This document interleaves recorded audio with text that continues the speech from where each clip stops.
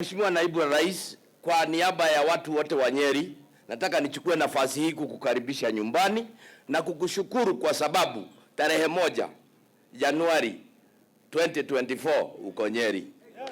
Hizo ni baraka kwetu. Asante sana, Mungu akutende mema. Nilikuwa nawaza tangu nipewe ripoti kwamba unakuja. Nikaona kwamba kuna mahubiri ambayo yanahubiriwa ambayo sio practical. Tunahubiri kama wahubiri wanavyosema, hebu njooni nyote mlio na mizigo na nitawaondolea. Lakini hawaondoi. Lakini leo nikaona vile Mathayo inasema, when I was sick you came to visit me. When I was in prison, nyinyi mnaamini deputy president anaweza kuja mkono tupu? Si leo ni mambo yote ama namna gani? Kwa hivyo, kwa yale mambo mengi Your Excellency umefanya mazuri, this one ranks highest. Kwa sababu umesaidia wengi, wale wagonjwa nini, but this one that you came to these people ambao hawana wenyewe, ukasimama na hawa, Mungu ameandika katika vitabu vyake. Your Excellency, ningetaka nikufahamishe kwamba kuna uhusiano wa karibu sana katikati ya serikali yangu na this prison.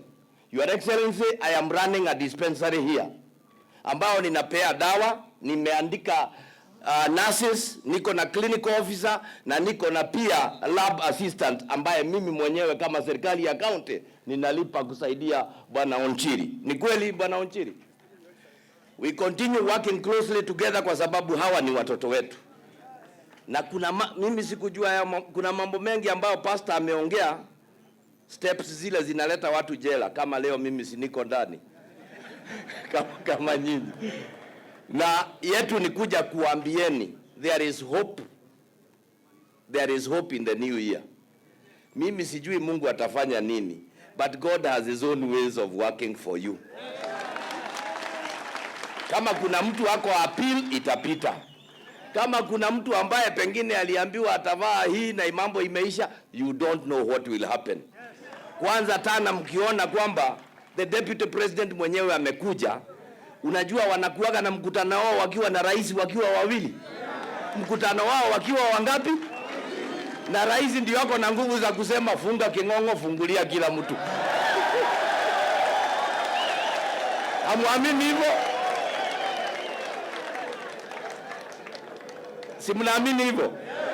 Kwa hivyo mimi, Your Excellency, I am so excited that you brought us here.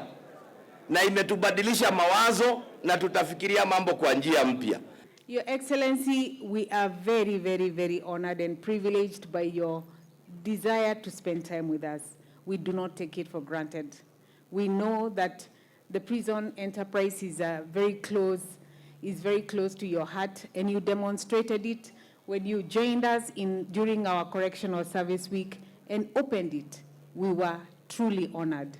We were also very honored by the speech that you gave us during that Correctional Service Week.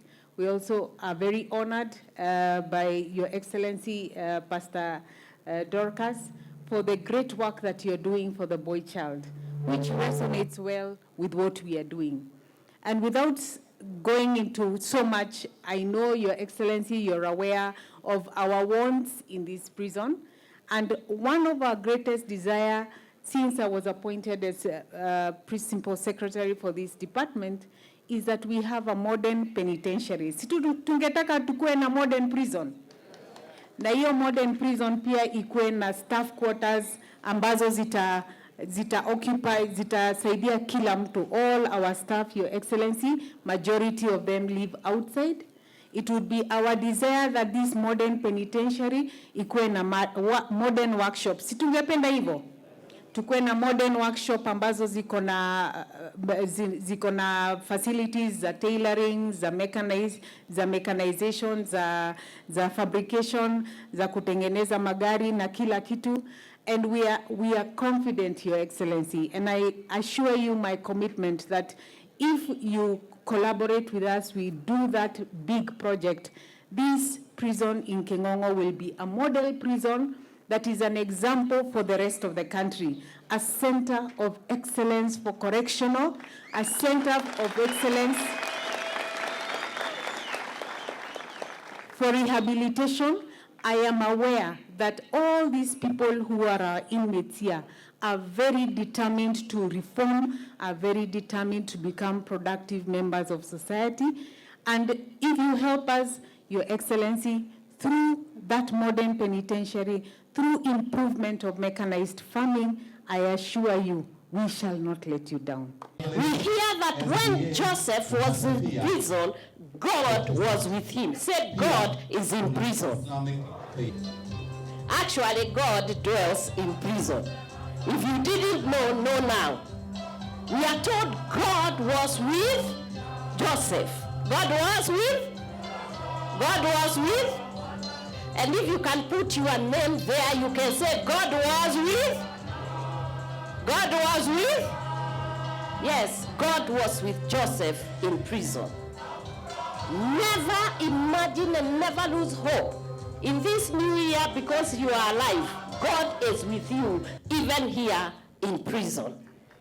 God is found in prison. In fact, in Matthew 25, verse 36,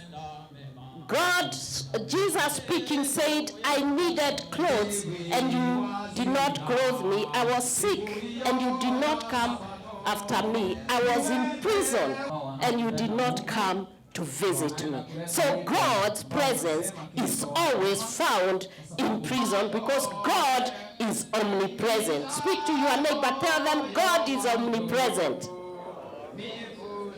So never doubt that God is with you. Even when we make mistakes, even when we are condemned wrongly or rightly, God is with us. God will never leave you. God will never forsake you. When you go to prison, God will come with you there.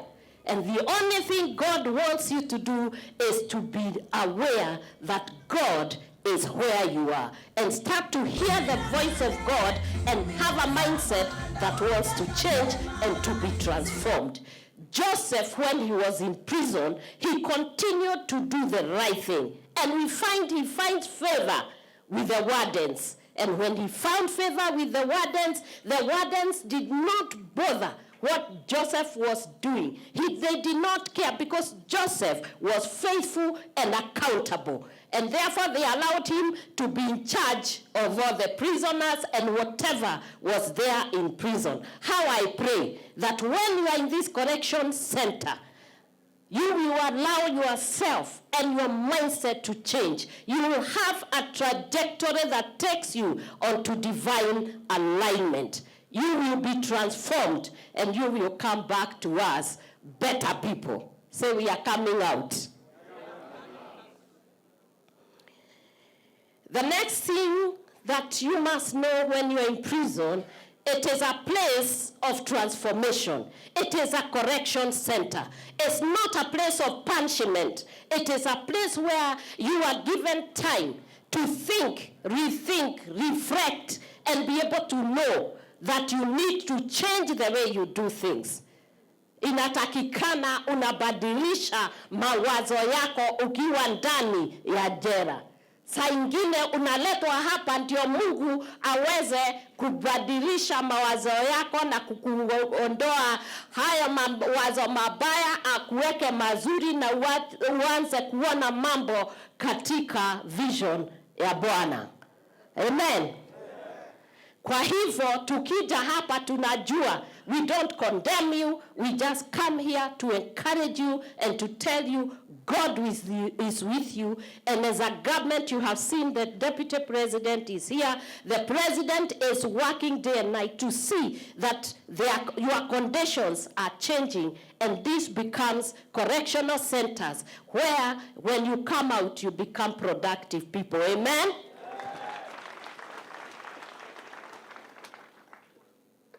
That Joseph was very responsible in prison. And he became a leader. So in here, you can be taught, and I know many of you are already doing degrees right here in this prison. Many of you have gotten theological degrees in this prison. You are being skilled here. I want you to pay attention and to focus. By the time you leave here, you will come and you become responsible and impactful citizens. We are looking forward, my boy children. Niliwaambia nitawaita hivyo tu kwa sababu mimi ni mama. And I love you and I will not stop loving you.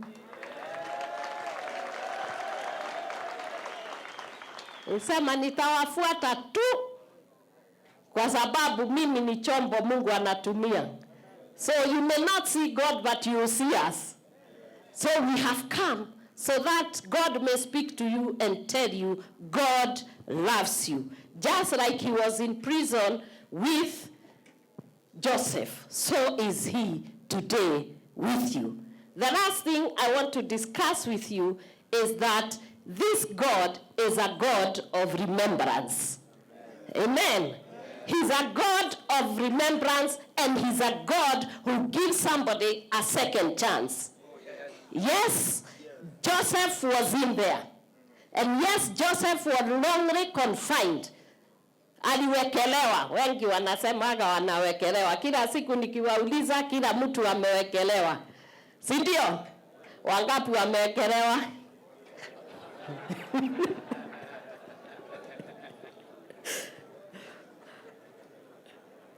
Kila mtu amewekelewa. Lakini tuko wapi? Kwa jela. Kwa hivyo lazima na sisi tuonyeshane tabia mzuri, mawazo mazuri, na tuanze kufikiria vile tukitoka hapa tutakuwa citizen wema, raia wema. Mkitoka msiwekelewe tena. Tuko pamoja? My boys, are we together? My women inmates, are we together? Yes, there is a God who is visiting you. There is a God who will remember you. He remembered Joseph. And imagine, somebody alikuwa amewekelewa kama nyinyi. Alikuwa amewekelewa kama nyinyi.